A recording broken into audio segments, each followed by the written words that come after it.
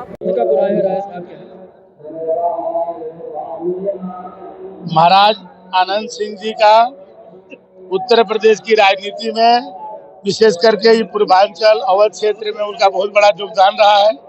चाहे यहाँ पर ITI मनकापुर बनाना हो, इस क्षेत्र का उसके कारण बहुत विकास हुआ।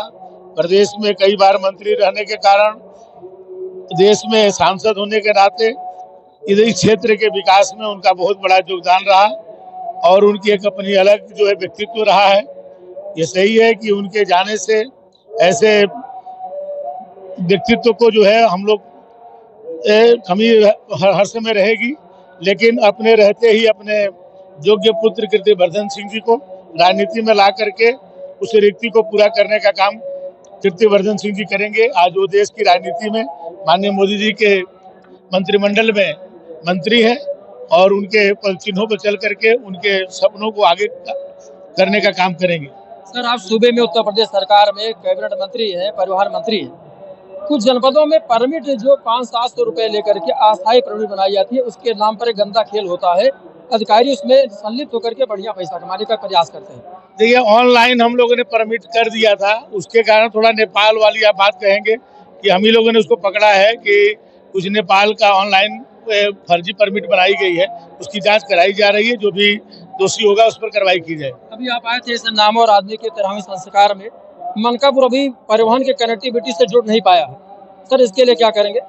मैं यहाँ के क्षेत्रीय विधायक प्रभात जी से, इन्होंने मुझसे कहा है यदि जमीन की उपलब्धता होते ही हम लोग मनकापुर में एक बस डिपो बनाएंगे और मैं जिलाधिकारी से बात करूंगा और बात करके जो भी सरकारी कोई जमीन निःशुल्क प्राप्त हो जाती है उसको लेकर के यहाँ पर एक अच्छी, क्योंकि यहाँ पर से आवागमन लखनऊ के लिए या गोरखपुर के लिए और बाहर भी लोग यहाँ से जाते हैं, क्योंकि ITI होने के नाते देश भर के लोग यहाँ पर रहते हैं।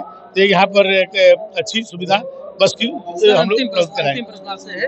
हमने कई बार प्रयास भी किया है, गोंडा RTO ऑफिस में कुछ बाबूज भ्रष्टाचार के आकंठ में डूबे हुए हैं, प्रयास किया गया, संयोग से आपका मोबाइल मिला नहीं, मैंने कोशिश भी की थी, उस पर कैसे अंकुश लगाया जाए? देखिए, हम सभी सेवाएं ऑनलाइन कर रहे हैं। 48 सेवाएं हमारे जो है अब फेसलेस हो गई हैं, घर बैठ करके उसकी सेवाएं ली जा सकती है, मेरे दफ्तर आने की जरूरत नहीं पड़ेगी।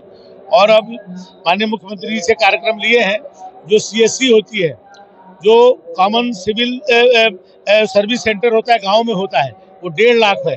उससे हम अपने RTO विभाग को जोड़ रहे हैं। गांव से ही अपना कोई भी सुविधा हमारी जो है परिवहन विभाग की ली जा सकती है, मेरे दफ्तर आने की जरूरत नहीं पड़ेगी। तो भ्रष्टाचार को हम खत्म करेंगे। Thank you.